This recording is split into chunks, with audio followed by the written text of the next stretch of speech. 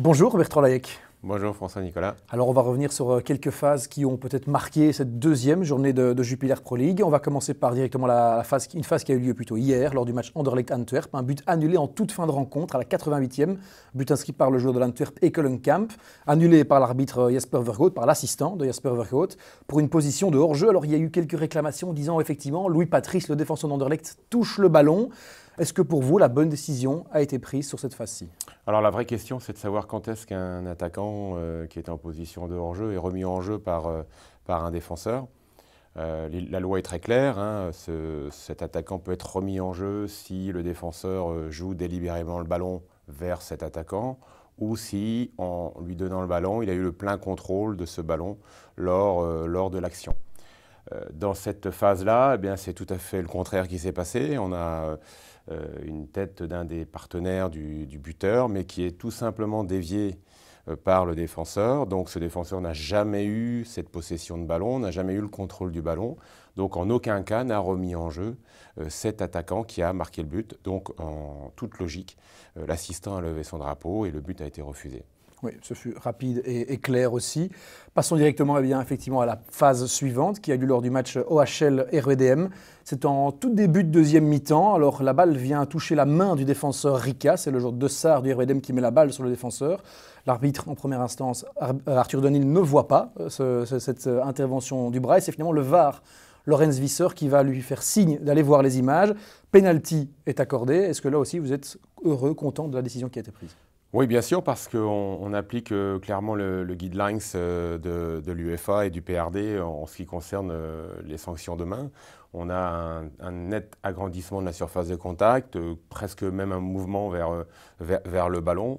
Malheureusement, l'arbitre n'est pas dans une bonne position pour analyser le fait de jeu, donc il est suppléé par le VAR qui fait un travail d'analyse rapide.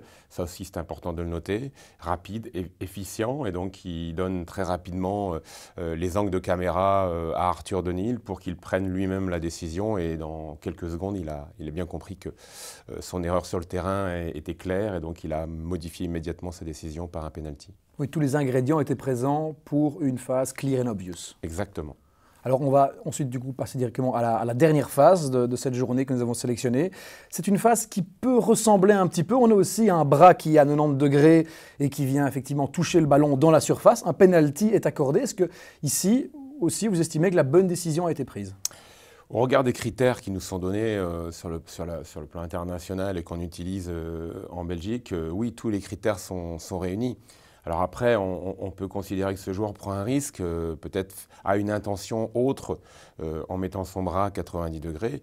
Mais comment peut-on faire autrement que de siffler un penalty dans cette situation? Le bras agrandit très nettement la surface de contact, il intercepte le ballon très nettement, le ballon qui allait dans une zone sensible où il y avait quelques partenaires du cercle de Bruges.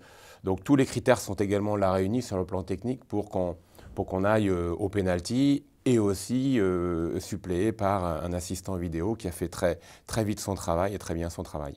Mais est-ce que vous comprenez, effectivement, il agrandit la surface du corps, mais ici, par exemple, une des choses qu'on a entendues par après, c'est que c'était peut-être une position naturelle, car avec le bras, il indique à un de ses coéquipiers où aller se positionner. Quand tu es dans une phase défensive, c'est une position en fait, qui devient naturelle avec le bras. Et voilà, la question c'est, que doit-il faire dans ce cas-là? Est-ce qu'il avait une autre solution?